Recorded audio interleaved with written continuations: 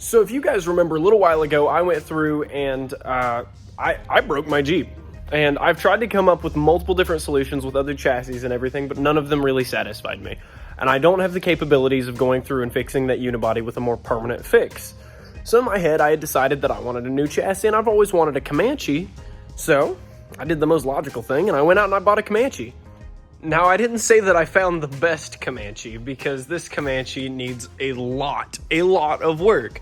But thankfully, everything that this thing needs, the other Jeep has. And every issue that that Jeep has, this one's fine, which is wonderful. And it's already a Comanche. It doesn't have a bed. It has this goofy looking flatbed with these side exit exhausts that aren't hooked up to anything, literally anything. The door kind of falls off. I think the fender just fell off.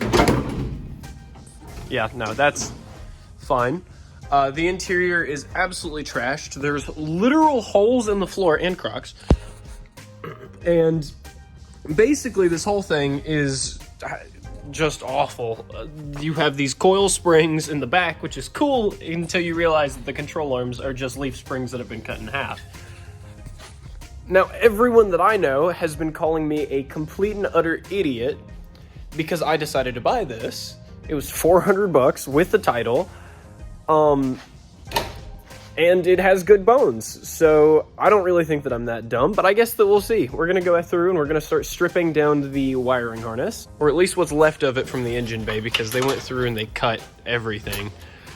We are going to take out the body harness and honestly leave the grounds. I haven't decided if I'm gonna make the AC work yet. It kind of needs heat, but I'm gonna go through here and I'm going to take out all of the HVAC, everything that makes up the dash. Steering doesn't work anyways because it's basically a drift car. And we're gonna go through and we're gonna take the steering rack out. Finally, this is day one of saving this Comanche. So I think that a better first step would be taking all of everything out. It does come with a center cross member, which is nice. I won't really be needing that, but it does come with it. And some free water. Alright, now that all of that is in a trash can, all the parts that I might use are on the bed, not the floor mats. I just didn't have room in the trash can. The interior is mostly clean. Now we have a good chance to go look at the holes. And so we're going to get into this one here in a second, because this is probably the most important one. There's a little hole right here. I mean, it's about the size of 3 of my fingers, maybe 4 if you count that little bit right there. And then it kind of continues off here. Not a big deal. Like, very easy fix. Just plate over it, spray paint it, call it good. There's this really big one here, which when I bought it was the only one that I knew about. I knew about this one in my head. Again, just plate it. After sanding it down, weld it down. And then I also came across these 2 little bitty holes that I'm not really sure how I'm gonna fix yet. And then there's this one. Now, I had decided to call this Jeep Good Bones whenever I bought it, because the bones seemed really, really good. But if you go through here and you kind of look, because, you know, we have this nice little access hole, that's one of the unibody rails. Just gonna kind of let that one sink in for a second. I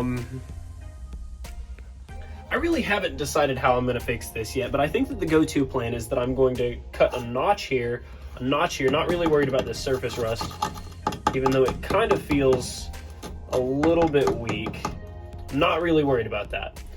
So if I just cut it here, chop it there, and chop it there, or take the spot weld bit, drill out all the spot welds that are holding it down, and then get to this down here where I just throw a plate over it or whatever I wind up doing, and then rebuild the structural frame around this. I think that that would be the best idea, but honestly, I don't even care about the rust because it's all on the passenger side, and in order to drive, you don't need a passenger. It's as simple as that. You don't need a passenger. Eventually, yes, I will absolutely love a passenger. Also, I would love to not have water flying at me at Mach Jesus when I'm trying to drive this home.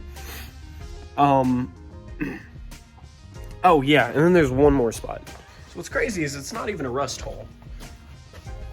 It's just just a regular hole. Like, this thing's very clearly been laid over. You could go through and you could look at any of the body panels and you could tell that this thing's been laid over. There's this hole right here. I have no idea what I'm gonna do about that. But none of this bothers me right now. The only thing that I'm gonna be worried about today is getting this body harness out and maybe start tackling the HVAC. It's 8 o'clock on a Thursday. I have work in the morning, so I don't really plan on being here super late. I would go ahead and tell you guys that I'm gonna get the body harness out of the Cherokee too, which is gonna be hopefully this weekend. But we're gonna go ahead and we're gonna get started on this.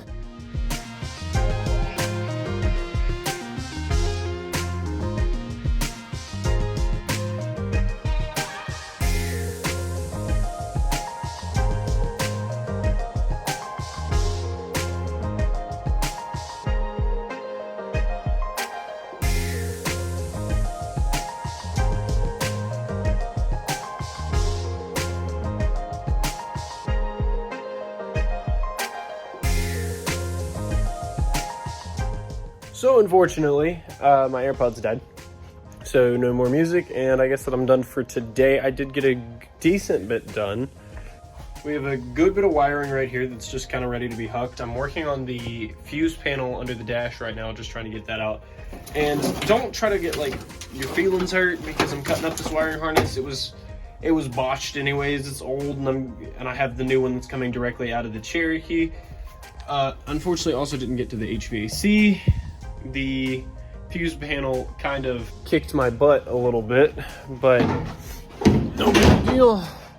We'll get that done tomorrow, and I think I may have bitten off a little bit more than I can chew, but I'm not one to give up easily. But yeah, no, I think that I'm gonna try to get this thing driving. At the bare minimum driving, I'm gonna be posting a video about this a day, and I hope. But we got a bunch done. We have gone over everything. I'm sure that I'll find more fun little surprises with this Jeep as we go. And hopefully, we will be able to have a Jeep that starts by Sunday.